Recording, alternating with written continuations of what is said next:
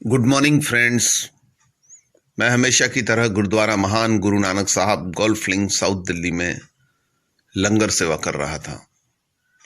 मुझे तयशुदा समय के हिसाब से जोरबाग साउथ दिल्ली से प्रियंका खुराना मिलने आई। प्रियंका खुराना 45 साल की एक कामकाजी महिला थी। उनका कपड़े का कारोबार पूरी दुनिया में फैला हुआ था। उनका ब्रांड चलता था और उन्होंने मुझे अपने बच्चों के सिलसिले में मिलना था, खासकर अपने बड़े बच्चे से वो परेशान थी। मैं प्रियंका खुराना के साथ में गुरुद्वारा महान गुरु नानक साहब गोल्फ लिंक साउथ दिल्ली के बगल में जो मेरा ज्योतिष नाम का बंगला था वहां गया। उसके काउंसलिंग रूम में कॉफी पीते हुए उनसे बात करने लगा। प्रियंका खुराना के बड़े बेटे की कुंडली अमनदीप खुराना कुंडली देखते हुए मैंने उन्हें बताया कि यह बच्चे का जन्म 13 तारीख का है। 13 तारीख वाले लोग थोड़े से सन की विचारों से ग्रस्त होते हैं, जो पुराने टाइप के काम किए जाते हैं पैटर्न में, उसके वो लीक से हटके काम करते हैं। प्रियंका खुराना का अच्छा खासा कारोबार था और बेटे ने MBA किया हुआ था लंदन से, पर वो बेटा वो फैब्रिक्स का कारोबार छोड़ के कोई दूसरा रेस्टोरेंट के कारोबार में इंटरेस्टेड था। और रेस्टोरेंट भी वो कॉफी का रेस्टोरेंट चालू करना चाहता, कॉफी और प्लस स्नैक्स जैसा, कोई बड़ा नहीं, और उसके आउटलेट्स डालना चाहता था। उसके अपने कुछ सपने होंगे या उसकी अपनी कुछ सोच होगी। तो मैंने प्रियंका खुराना को बताया कि आपका बेटा लीक से हटके काम करेगा और 13 तारीख वाले लोग ऐसा ही कुछ करते हैं। और राशि भी उसकी मकर थी। मकर राशि वाले लोग अपने माँ बाप के पैटर्न के बाहर जाते हैं, तो वो सब चीजों के कारण वो ये सब करने वाला है। प्रियंका खुराना ने बताया कि मैंने कई बार लोगों का ऐसा मजाक भी उड़ाया है, जाने अनजाने में ही सही, कि जो कुछ काम नहीं कर सकता वो होटल खोल के बैठता है।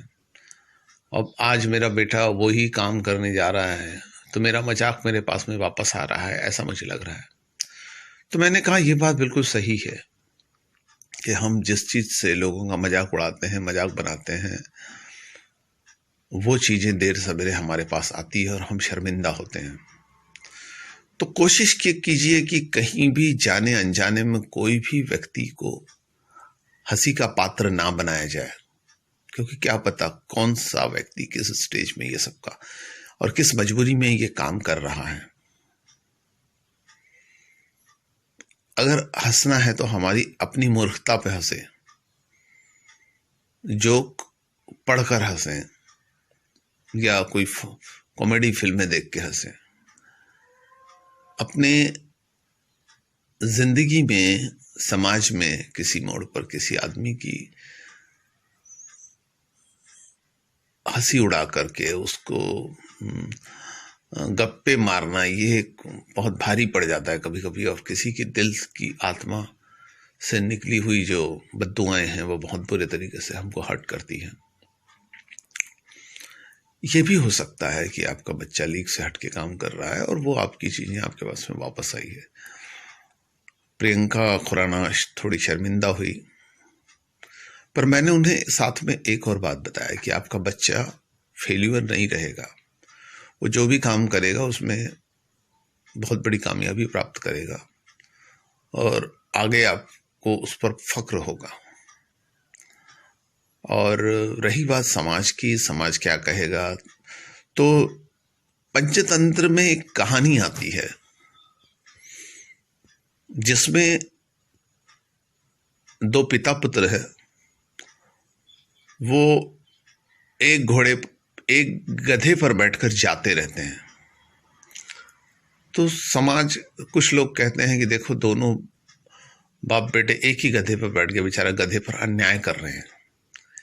इस बात से प्रभावित होकर पिता गधे पर बैठा रहता है, बेटा चलता है। तो लोग बोलते हैं देखो कैसा बाप है, खुद गधे पर बैठा है और बेटे को चला रहा है। इसके बाद में फिर बेटा गधे पर बैठता है, बाप पैदल चलता है। तो लोग बोलते हैं देखो बेटा कितना नासमझ है, खुद गधे पर बैठा है और पिता को पैदल चला रहा है। उसके बाद में होता यह है कि दोनों नीचे उतर जाते हैं और चलते हैं। तो लोग बोलते हैं देखो गधा खाली जा रहा है, बाप बेटे कैसे बेवकूफ है। उसके बाद में उस कहानी में होता यह है कि दोनों गधे को पकड़ करके खुद अपने सर पर रख के लेके चलते हैं। तो लोग बोलते हैं देखो कैसे बेवकूफ है, गधे को लेके चल रहे हैं सर पर। कहने का मतलब समाज हर बार कुछ ना कुछ बोलता है आपकी एक्शन पे।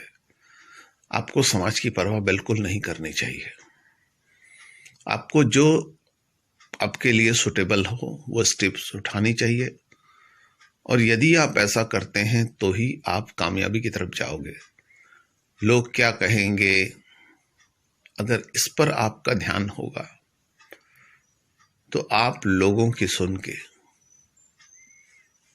अपने भविष्य को दांव पर लगाओगे।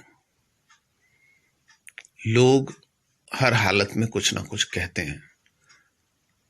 कहना है कि सीता को भी लोगों ने नहीं छोड़ा।